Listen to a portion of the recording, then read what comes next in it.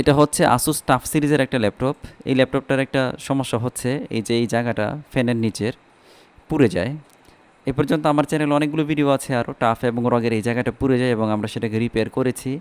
এই মাদারবোর্ডটাতে সেম সমস্যা একটা জায়গায় দেখানো হয়েছিল, তারা করতে পারেনি, তারপর এটার ওনার আমাদের কাছে নিয়ে আসছে। এই ল্যাপটপটা আগেও কয়েকটা জায়গায় দেখানো হয়েছিল, সেখানে রিপেয়ার হয়নি, বলে দিয়েছে যে এটা হবে না, মাদারবোর্ড চেঞ্জ করতে হবে। তো আমি যেহেতু এটার কাজ আগে যেভাবে করছিলাম, যে পদ্ধতিতে করেছিলাম, ওই এটা অ্যাপ্লাই করে দেখি যে কী অবস্থা, কাজটা হয় কি না। তো দেখতে থাকুন ভিডিওটি। সবার আগে আমি ডিসঅ্যাসেম্বলি করি, ফুল বোর্ডটাকে খুলে ফেলি এখান থেকে।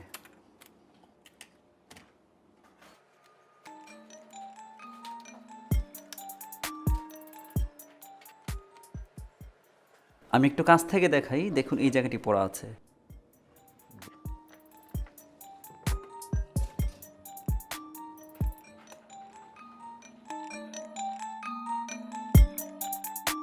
আমরা প্রাইমারি লেয়ারটাকে একটু মেপে দেখব।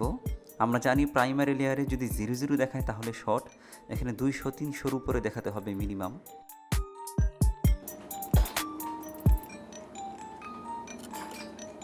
হ্যাঁ, শর্ট আছে, এটা দেখাচ্ছে 0 0 শো করতে, তার মানে শর্ট আছে, প্রাইমারি ভোল্টেজই শর্ট আছে। তো আমি এখান থেকে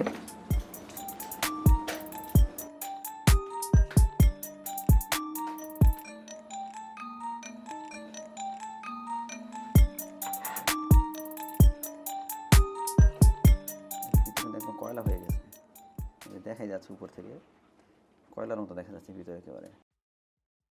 ভিতরের যেই অংশটুকু পুড়ে ছাই হয়ে গেছে ওগুলো আমি কেটে ফেলে দিচ্ছি।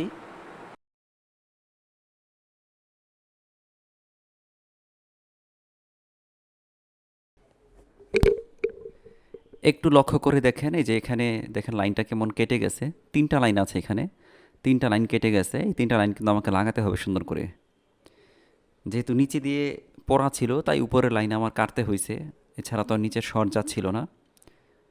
বড় বড় করে দেখতে পাচ্ছেন দুই পাশে 3টা 3টা করে লাইন, এগুলো আমার উপরে দিয়ে লেয়ার টেনে দিব আমি। লেয়ারটা একটু দূরে টানতে হবে আমাকে, যাতে করে মানে অন্য কিছুর সাথে লেগে শর্ট না হয়, এই জন্য আমি একটু দূরে দূরে আমি জায়গা করে নিচ্ছি। মাইক্রোস্কোপ ছাড়া কিন্তু এই কাজ করতে অনেক সময় লেগে যাবে, অনেক কঠিন হয়ে যাবে। তাই যাদের মাইক্রোস্কোপ আছে অবশ্যই মাইক্রোস্কোপের সামনে নিয়ে কাজটা করবেন।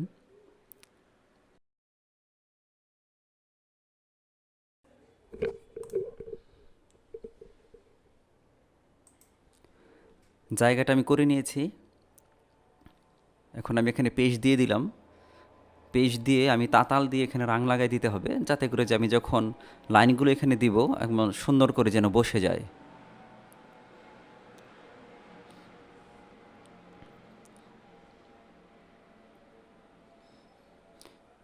সময় নিয়ে খুব সুন্দর করে কাজটা করতে হবে, এটা খুবই সেন্সিটিভ কিন্তু। মানে এমনভাবে লাগাবেন না যাতে করে একটা লাইন বা পরবর্তীতে যদি কোনো নাড়া লাগে বা কোনো মানে নাড়াচাড়া করতে হয় একটা লাইন যেন আরেকটা লাইনে কোনোভাবেই না লেগে যায়। আমি এই জন্য কিন্তু একটু দূরত্ব বজায় রেখে আমি কাজটা করছি, মানে এক একটা লাইন আরেকটা লাইন থেকে আমি দূরত্ব বজায় রেখে করছি। এবং তাতালের মাথা চিকুন হতে হয়, আমার তাতালের মাথাটা একটু পুরনো হয়ে গেছে, অনেক দিন ধরে একই মাথা ইউজ করছি, তো এজন্য আমার একটু সমস্যা হচ্ছে, নইলে কিন্তু এটা আমি ধরলেই সাথে সাথে হয়ে যায়। এটা এই তাতাল কিন্তু অনেক ভালো একটি তাতাল, যাকে আমি করে নিয়েছি। এখন শুধু আমি লাইন বসাবো এখানে।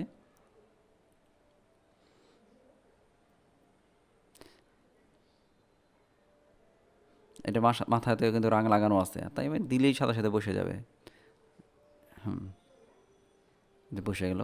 টান দিয়ে দিয়ে আমি দেখবো যে ছিঁড়ে যাবে কিনা পরবর্তীতে। এই মাথায় আমার রাং লাগানো হয় নাই, তারপরে বসে গেছে সুন্দর মতোই।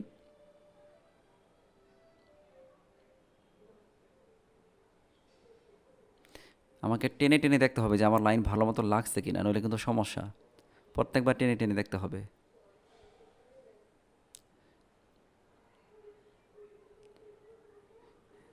ক্লিন করার পরেও পেজ যাচ্ছে না,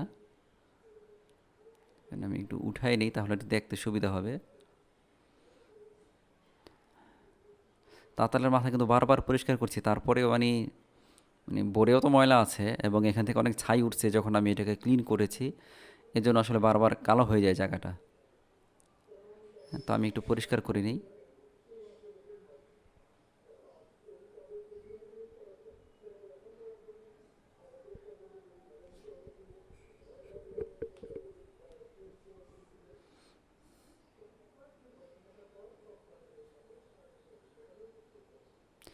সেকেন্ড লাইন টানছি এখন আমি, দেখুন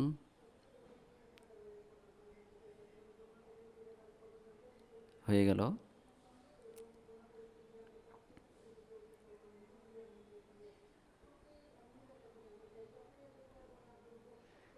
খুব সাবধানে দেখে দেখে ধরে ধরে টেনে টেনে কাজগুলো করবেন।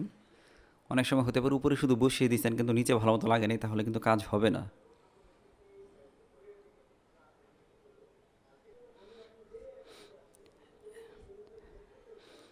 এখন আমি তৃতীয় লাইনটি টানছি, এখানে দেখতে পাচ্ছেন না হয়তো, আমি একটু দেখাচ্ছি যে আসলে কাজগুলো কিন্তু আমি এভাবে মানে ধরে ধরে মানে ইতে নিচে ধরে ধরে উপরে দেখে দেখে করছি। এটা হচ্ছে তৃতীয় লাইন।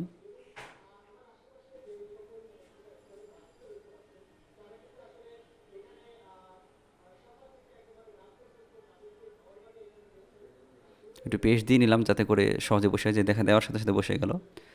এখন আমি একদম লাস্ট মাথায় টেনে দেবো এটা লাইনটা।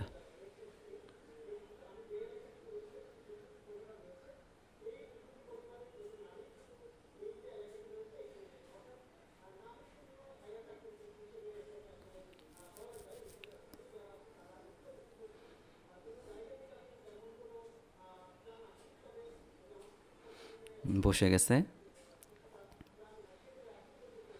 সুন্দর মতো বসে গেল জিনিসটি। এখন আমি এটাকে কেচি দিয়ে কেটে ফেলে ভালো হয়, কাটার দিয়ে আর কি, আই কাটার দিয়ে কাটলাম। এখন দেখেন কতটা ক্লিয়ার হয়ে যায়। এখন আমি ফুল ক্লিন করে ফেলবো, আমার কাজ শেষ।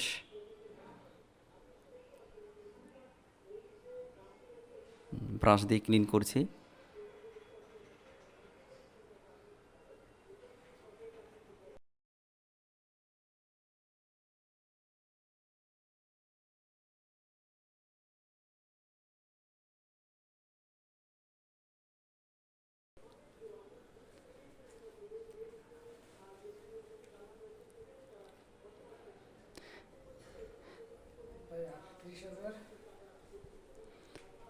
কাজটি শেষ হয়ে গেল। এখন আমি এটাকে ল্যাপটপে লাগিয়ে চেক করব মাদারবোর্ডটি ঠিক হয়েছে কিনা।